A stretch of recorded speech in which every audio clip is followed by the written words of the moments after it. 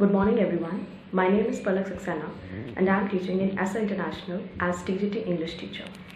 I am going to take your online classes of English literature and I hope under my guidance you all will be able to study better, and in case of any query you can always feel free to contact me. Thank you. Good morning all. Today we are going to study a very interesting poem. The name of the poem is The Coromandel Fishers.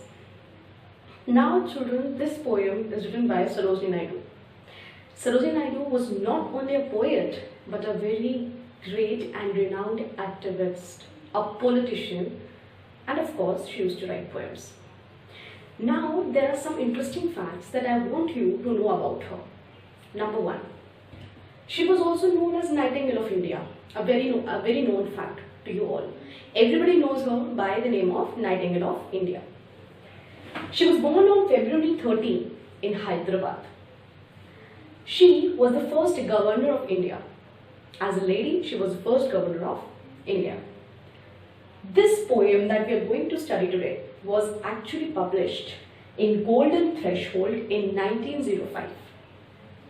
You will be surprised to know, children, that she was a big part. She was a big name in the Indian freedom struggle as well. She was accompanied by Mahatma Gandhi in various big movements like Quit India and civil disobedience. They used to be big movements and her contribution was a big part. So now actually she has written a poem about the fishermen. What problems, what lifestyle do fishermen have? Because she has spent a lot of her childhood in the Coromandel coast, so she knows exactly what fishermen do. So in this poem, she is going to narrate the lifestyle of the fishermen and a small message to them. Children, apart from this, there is a different analysis of the poem which is said that this poem also refers to the people of India. This poem is meant to rise or to awake the people of India that are sleeping for their freedom. They should stand up, they should fight and work for their freedom. So we'll be studying the poem in 3 stanzas, one by one, and I hope you're going to like this video. Thank you. Good morning all. So now let's start with another poem, that is The Coromandel Fishers. Now I'm going to explain this poem in stanzas. There are total 3 stanzas in the poem. So I will read line by line and you will listen carefully to what I am speaking. Let's start. Rise, brothers, rise. The wakening skies pray to morning light. Now, as I told you in the previous video also, this poem is about the lifestyle of fishermen. The struggles they come across, the situations that they face, how do they maintain their livelihood. So, the brothers, the fishermen, are saying amongst each other, rise brothers, rise. Wake up brothers, now it's time to wake up because it's the morning. Now the day is approaching, the sun is approaching, so wake up. It's no longer night. The wakening skies pray to morning light. The same sky that was sleeping in the night, it was dark. The sky that was sleeping in the night is now welcoming the morning light, which means the morning is about to begin. So in short, the fishermen are telling each other that brothers, wake up, it's time to wake, and the awakening skies, the sky that was already dark is now bright and welcoming the morning light. Come, let us gather our nets. One of the basic things that fishermen carry are their net. So the brothers are saying that come, let us gather, collect your net. Now what will the fishermen do? They will collect their nets, sit on the boat and then go in the sea. So what are they saying? Come, collect your nets from the shore. All the nets are put on the shore. Collect your nets from the shore, keep it on the boat and let's move towards the sea. little hurry. Now you have to be hurry because the morning is there. We have to gather the fishes, we have to take fishes. So gather your nets and immediately move on to the sea. From the shore and set our catamarans free. Catamarans are usually the boats in which the fishermen go. So they are saying, take your net and let the catamarans, let the boats be free in the sea. To capture the leaping wealth, very very important line, now listen to it very carefully. Now why they are going to the sea? See, there are so many people whose livelihood depends on factors. Like we depend on the food that has been given to us by the market. Farmers, they are actually responsible for the crops. Their livelihood is on the crop. If they sell the crop, they get money, they are living properly. Similarly, the fishermen, they take the fishes, they sell the fishes and they get money. So what is the reason of going in the sea is to capture the leaping wealth. Now what is leaping wealth here? Leaping wealth are fishes. Fishes are the wealth for fishermen. So to capture, to take the fishes off the tide. Now in the sea there will be tide. So the leaping wealth of the tide means the fishes in the sea. So they are saying we need to find out, we need to take out the fishes from the sea, for we are the kings of the sea. Now they are calling themselves king because they are the only one who will be taking out the fishes from the sea. So now again I am explaining this. Rise brothers rise. The fishermen are saying amongst each other that now brothers wake up. The awakening skies pray to morning light. The sky that was dark is now bright, is now welcoming the morning light. That means the day is approaching, the morning is about to begin. Come, let us gather our nets. Now they are saying that let's go and collect our nets from the shore. And set our catamarans free. And let our catamarans or the boats move into the sea.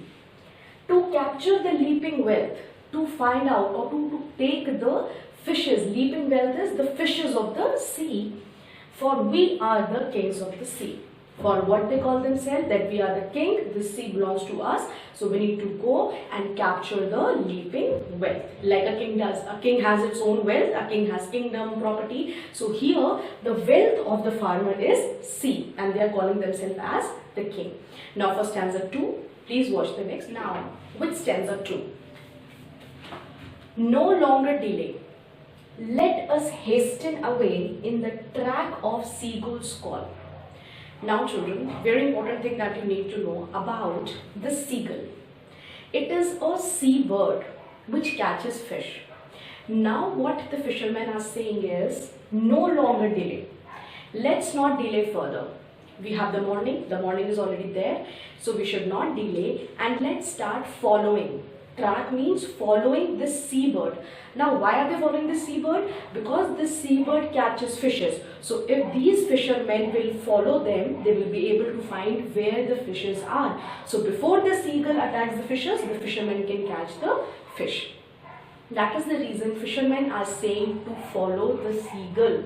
Why? Because they are fish-eating birds. They know where the bird sits. So when the birds go in some particular direction, the fishermen are asking their brothers to move in the same direction, because that is how they will know where the fishes are. The sea is our mother, the cloud is our brother, the waves are our comrades all. Now they have found a relation. They are telling relation with the sea things. First of all, the sea is our mother. It is clearly understood, children. Like you all have your mothers. What do our mothers do? The mothers help us to live our life better. They provide us with food. They provide us with good things. So for the fishermen, sea is the mother, because sea is helping them to live their lives. Sea is giving them the source of food. Sea is giving them the source of livelihood, and in short, sea is giving them their life. So for the fishermen, sea is their mother.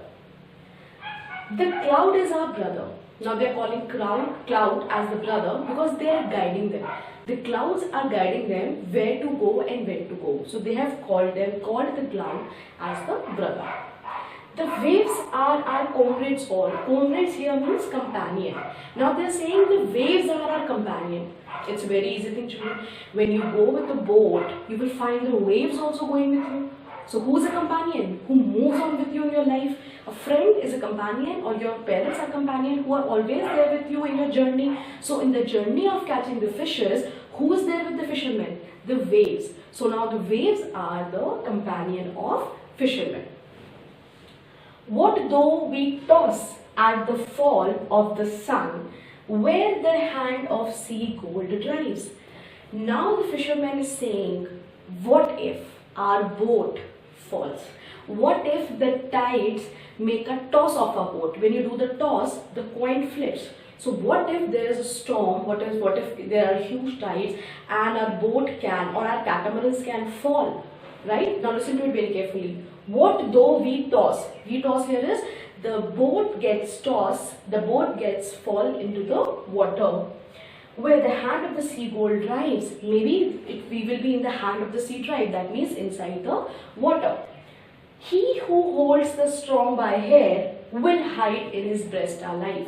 Now the fisherman is saying, even if we fall, there is no need to get scared at all, because the one who manages all the strong, who is responsible, who is the creator, who is taking care of all the life, he will be the one who will save us. So you don't have to worry. Even if your boat falls, do not worry, because the same creator, the same universal God who actually saves our life, who actually saves everybody, is going to help us in our journey. Now, coming on to the last and final stanza. Sweet is the shade of the coconut glade, the scent of the mango grove. Now children, in the stanza, the poet has just described the place where fishermen actually live. They live near to the shore, but where do exactly they live? Like on in some shade, in some hut, or on the sand, on the ground, wherever. So they are saying, sweet is the shade of the coconut glade, the huts that are made of the coconut wool or the coconut skin. So they are saying where the fishermen are living, that looks very sweet. That place is very sweet. The scent of the mango grove, where you can get the aroma of the mangoes grove. You can get the beautiful smell. That is the area where the fishermen live. And sweet are the sands at the full o' moon, with the sound of voices we love. And when there is full moon, there are some noise in the sea. That is the thing that all these fishermen love. Now the fishermen are just telling that there is a locality where we live. There are good shades, good glade, good huts, the voice is good and everything is appealing. So the poet is saying to the fishermen that you like these things that are near to your house. This is your neighborhood, this is your locality where you live. But don't fall into the trap. This is just temporary. This is just temporary happiness that you're looking for. Your house, your room, the coconut trees, the voice, the moon, this is all temporary. These are temporary happiness. What is the real happiness, children? According to the poet, but sweeter, O brothers, the kiss of the spray. Kiss of the spray means when they're on the boat and they get droplets of water onto their face. So that is they're calling as kiss of the spray. The water droplets from the water, from the sea, that comes onto their face. And the dance of the wild foam's glee. Wild foam glee means the foam that is produced because of the high tides. When there are a lot of tides in the sea, you get a big foam. So the poet is saying that this is what you should like, because this is your struggle that will help you in future. Don't fall for these things, the beauty of the nature, the coconut, the hut, but fall for these things, love these things, because these are your sacrifices that will lead you to a better future. Now what are the good things? The kiss of the spray, the water droplets that come when you are actually crossing the tide, and the dance of the wild foam, the coagulation of the foam, the lot of foam that is formed because of the tides. Row, brothers, row to the edge of the verse where the low sky meets the sea. So at the end, the poet is saying that all of you should pack up your bags, get ready, and your journey is not over till the middle of the sea. Your journey, your target is to go to that point where the low sky mates with sea. Actually, it means to the point of horizon, where the sky meets the sea. You have to go to that point. You have to cover up that point for the fishes. You have to collect the fishes, and your journey is till that point, which is horizon, where the sky meets the sea.